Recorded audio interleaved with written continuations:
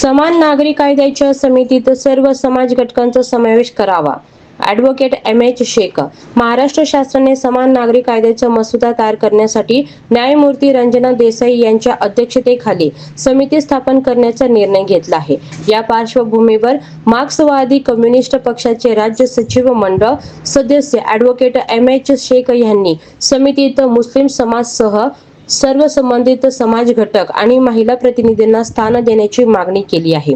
विवाह, घटस्फोट, वारसा, दत्तक आणि पोटगी यासारख्या नागरी बाबींमध्ये सर्व धर्मातील महिलांना समान न्याय व हक्क मिळावेत अशी पक्षांची भूमिका असल्याचे त्यांनी स्पष्ट केले. समान नागरी कायद्याच्या प्रक्रियेत भारतीय राज्यघटनेतील धर्मनिरपेक्षता, स्त्री-पुरुष समानता आणि सामाजिक न्याय या मूल्यांना प्राधान्य देत सर्व घटकांचा सहभाग सुनिश्चित करावा अशी मागणी त्यांनी राज्य शासनाकडे केली आहे.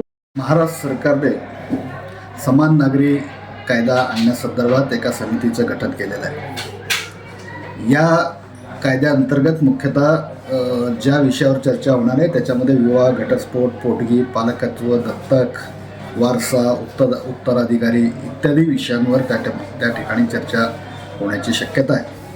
आणि अशा याच्यामध्ये काही वैयक्तिक कायदे आहेत ज्याच्यामधल्या काही बाबी आहेत त्या पूर्णपणे अभ्यासल्या गेल्या पाहिजेत.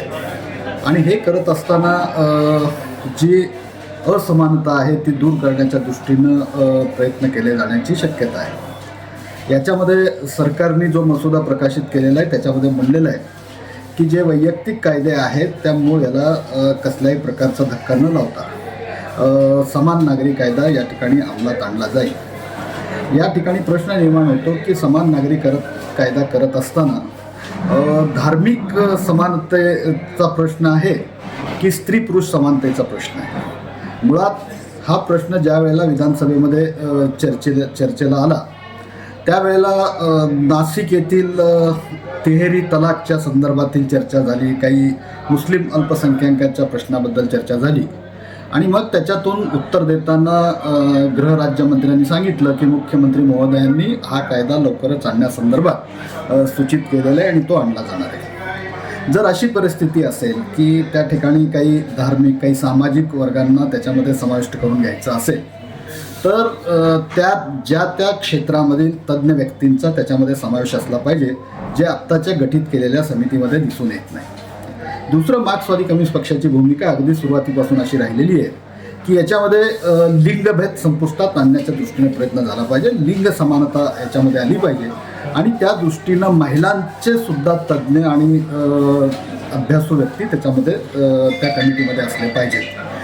या दोन्ही गोष्टींचा विचार करता मार्क्सवादी कम्युनिस्ट पक्षाची मागणी अशी आहे, ताबडतोबीने आत्ता महाराष्ट्र सरकारने जी समिती गठीत केलेली आहे त्याच्यामध्ये सामाजिक पातळीवरील जे तज्ज्ञ आणि अभ्यासू व्यक्ती आहेत आणि त्याचबरोबरीनं महिलांचे जे तज्ज्ञ आणि अभ्यासू आहेत या दोघांचाही त्याच्यामध्ये जर समावेश झाला तर हा कायदा ज्या उद्देशानं आपण आणणार आहोत ते उद्दिष्टाची पूर्तता करू शकतो अशी आमची आग्रही मागणी आहे.